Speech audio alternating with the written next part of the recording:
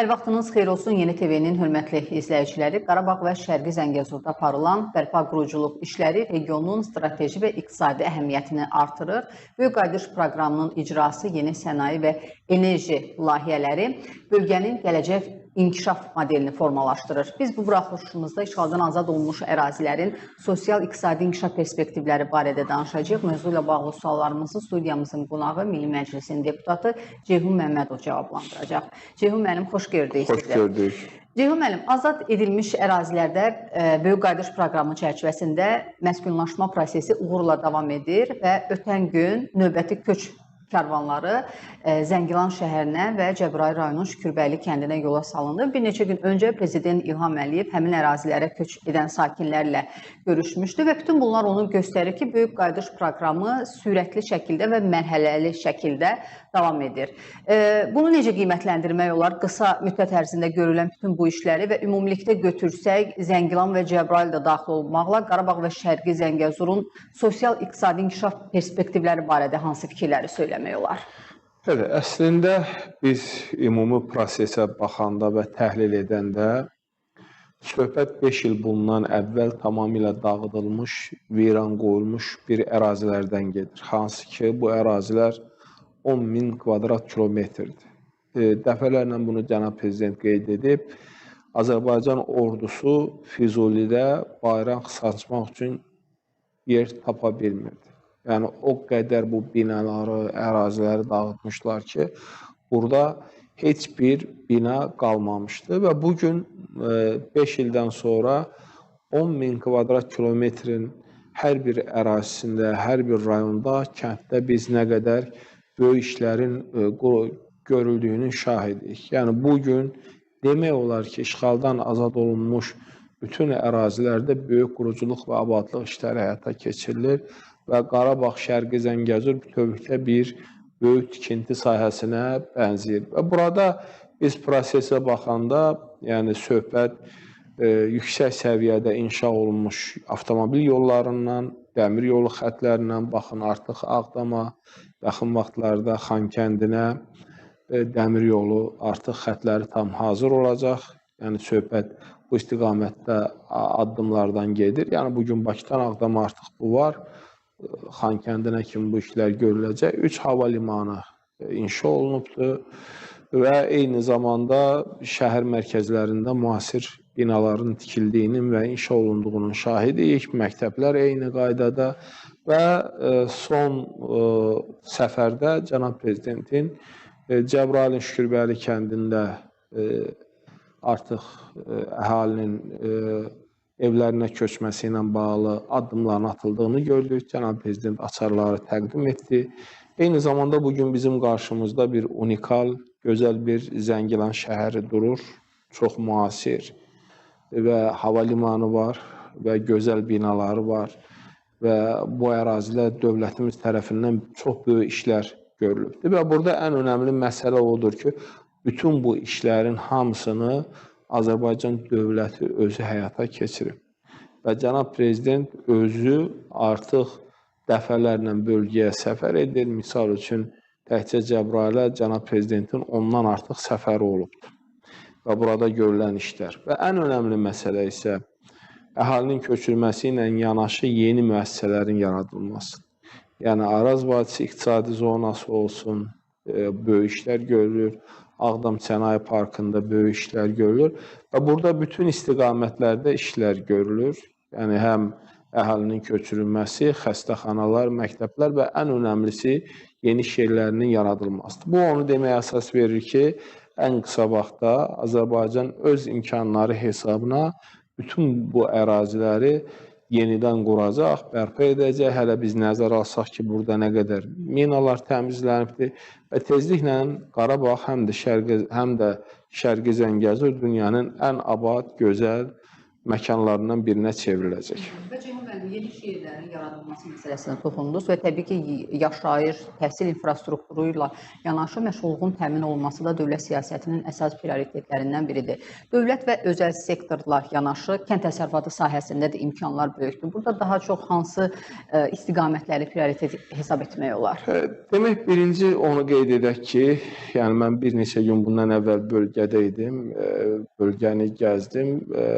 Ümumiyyətlə bu proses, yəni məcburi köçkünlük dövrü bir ayrı özünə xas cəhətləri var idi və böyük qayıdışın da özünə xas müəyyən cəhətləri var, həllini gözləyən məsələlər var və burada bugün ən vacib, önəmli məsələlərdən biri yeni iş yerlərinin yaradılmasıdır. Yəni görünən odur ki, bu istiqamətdə də Cənab Prezidentin tapşırığına əsasən böyük işlər görülür. Məsələn, təkcə Cəbrayılda artıq bir neçə böyük müəssisə tikilir. Məsəl üçün, qazsız suların istehsalı ilə bağlı təxminən burada 150 adam işləyəcək, quşçuluqla bağlı burada işlər görülür, təmir və s. Demək, müəssisələrin yaradılması ilə bağlı addımlar həyata keçirilib və tədbirlər görülür və bunlar çox önəmli layihələrdir və ən önəmli eyni zamanda məsələlərdən biri bölgənin turizm potensialının genişləndirilməsi və bu istiqamətdə atılan addımlar. Ən önəmli məsələlərdən biri isə sizin də qeyd etdiyiniz kimi odur ki, bugün bu istiqamətdə də dövlətimiz tərəfindən böyük işlər görülür. Yəni bu ərazilər adətən əkinçiliklə, maldarlıqla məşğul olub bu bölgələrin əhalisi. Yəni misal üçün taxılçılıq olsun, üzümçülük olsun, pambıqçılıq olsun, zaman-zaman istiqamətlər dəyişilibdir. Yəni Cənab Prezident Zəngilanda olanda bu məsələyə toxundu, xüsusilə taxılçılıqla bağlı məsələlərə. Bugün artıq bu istiqamətdə böyük işlər görülür. Artıq meyvəçiliklə bağlı böyük işlər görülür, yeni meyvə bağları salınıb. Bugün artıq ərazilərimizdə taxıl əkini, biçini həyata keçirilir. Kənd təsərrüfatı istiqamətində eyni zamanda heyvandarlıq, arıçılıq və digər istiqamətdə də bugün dövlət şərait yaradır və bugün insanlarımız da bu şəraitdən və imkanlardan istifadə edirlər. Ona görə bölgənin əsas potensialına gəldikdə, burada bir neçə istiqamətdə alternativ enerji mənbələri ilə bağlı yeni müəssisələrin qurulması var. Burada kənd təsərrüfatı da prioritet sahə kimi elan olunub, taxılçılıqdır, meyvəçilikdir, yəni gələcəkdə üzümçülükdür və s. məsələlər də baxılır və onlarla bağlı planlı bir şəkildə addımlar atılır. Yəni kənd təsərrüfatı, alternativ enerji mənbələri, digər tərəfdən həmin ərazilər beynəlxalq nəqliyyat dəhlizləri baxımından da xüsusi əhəmiyyət kəsb edir və bütün bu sadaladığımız amillər, yəni bugün həmin bölgələrdə həyata keçirilən geniş miqyaslı işlər regionun, bölgənin tranzit imkanlarını necə genişləndirir?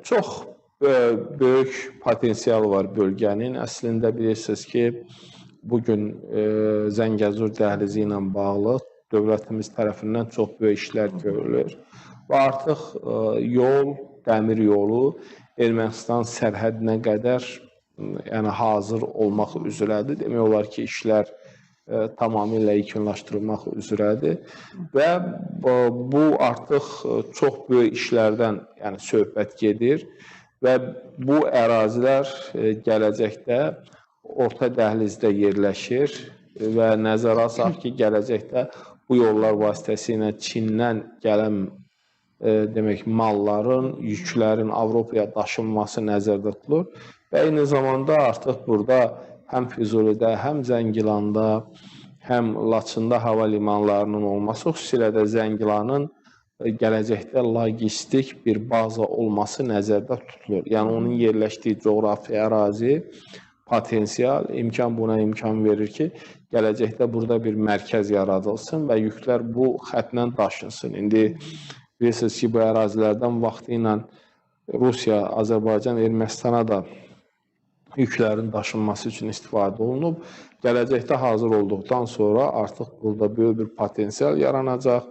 Türkiyə, Avropa və bölgə bütövlükdə sürətli bir inkişaf mərhələsinə daxil olacaq. Artıq həm turizm baxımından inkişaf edəcək, eyni zamanda bura böyük bir logistik məkana, bazaya da çevriləcək. Yəni biz bugün Qarabağ və Şərqi Zəngəzurda aparılan geniş miqyaslı işlər, böyük qayıdışdan danışırıq və paralel şəkildə Qərbin bəzi ölkələri tərəfindən, Avropa Parlamenti tərəfindən Azərbaycan əleyhinə səsləndirilən fikirlər və yaxud qəbul edilən qətnamələri necə anlamaq olar? Prezident İlham Əliyev Zəngilana səfəri çərçivəsində yerli sakinlərlə görüşdə bu məsələyə toxundu, yeni geosiyasi reallıqları təqdim etdi. ATƏT-in Minsk qrupunun 30 illik yaratmaz fəaliyyətinə toxundu. Onlar qeyd etdi, yəni deyirdilər ki, münaqişənin, müharibənin hərbi həlli yoxdur. Yəni uzatmağa çalışırdılar. Amma indi tamamilə fərqli bir reallıq yaranıb. İndi Azərbaycanın qəlbəsini həzm etməyən qüvvələr regionda nəyi dəyişməyə çalışırlar?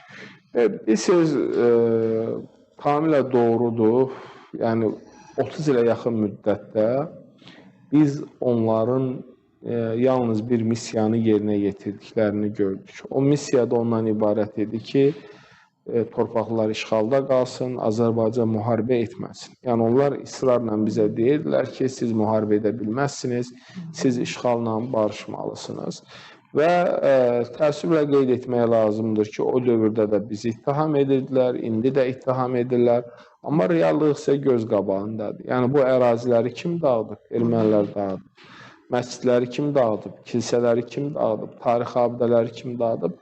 Bu vəhşiliklərin hamısı ermənilər tərəfindən törədilib və o arzuları ürəklərində qalan, xam xəyallarla yaşayan həmən bax bu dövlətlər, həm Fransa kimi və digər bir sıra Avropa dövləti var, hansı ki onlar davamlı olaraq bizə qarşı ikili standartla yanaşırlar. Yəni Avropa Parlamentinin ondan artıq bizlə bağlı qətnaməsi var. ATƏT-in Minsk qrupunu ciddi cəhdlə diriltməyə çalışırdılar. Əgər ATƏT-in Minsk qrupu elə töhfə verə bilirdisə və vermək istəyirdisə, Azərbaycan müharibə etməmişdən əvvəl bunu edə bilər. İndi isə məsələ ondadır ki, Azərbaycan yeni bir reallıq yaradıb və bu yeni reallığın möhkəmləndirilməsi üçün addımlar atılır. Amma təəssüflə onu da qeyd etmək lazımdır ki, bəzi qərb ölkələri, bəzi qərb dairələri bunu həzm edə bilmirlər. Sizin dediyiniz kimi, misal üçün Fransası olsun, zaman-zaman Niderland və ya biz bazı Lüksemburg və bəzi ölkələr tərəfindən müəyyən bu cür təxribatları görürük və müşahidə edirik və onlar bilməlidir ki, onların bu cəhdləri əbəsdir. Yəni artıq burada Azərbaycan-Ermənistan münasibətlərinin normallaşması prosesi gedir. Ən maraqlısı odur ki, Ermənistan sülh istəsə də onlar sülh istəmirlər. Ermənistanla bugün biz anlaşırıq, Ermənistan müsbət açıqlamalar verir, bəyanatlar verir, yükdaşımalar həyata keçirilir, sülh müqaviləsinin imzalanmasından bəhs edilir. Bunlar isə gecə-gündüz bizə qarşı bu qarayaxma kampaniyası ilə ikili standartları özündə ehtiva edən sənədləri qəbul etməklə məşğullar. Bunlar nə qazanacaqlar, heç nə qazanmayacaqlar, heç nəyə nail ola bilməyəcəklər. Çünki Azərbaycan elə bir zəfəri əldə edib ki, bu zəfəri dəyişmək, bu bölgəti yeni reallığı dəyişmək qeyri-mümkündür. Və təbii ki, mən düşünürəm, burada Ermənistanın da üzərinə böyük bir missiya düşür ki, Ermənistan da bu dövlətlərlə münasibətində öz mövqeyini ortaya qoymalıdır ki, yəni biz artıq sülh yolundayıq. Yəni bu atılan addımlar keçmiş münaqişənin həllinə töhfə vermir. Əksinə, onun yenidən alovlandırılması, körüklənməsi məqsədi və hədəfi daşıyır. Amma qeyd etdiyim kimi artıq qatar gedib, biz münasibətlərimizi inkişaf etdiririk, normallaşdırırıq. Yaxşı olar ki, o dövlətlər o köhnə xəstəliklərindən, o bizə qarşı olan islamofob, türkəfob münasibətlərinə son qoysunlar. Və Ceyhun müəllim, siz də qeyd etdiniz ki, bu məsələdə ən maraqlısı odur ki, Ermənistan bugün Azərbaycanla sülh müqaviləsi imzalanmasının, regiona əbədi sülhün gəlməsini istəsə də, həmin qüvvələr istəmirlər.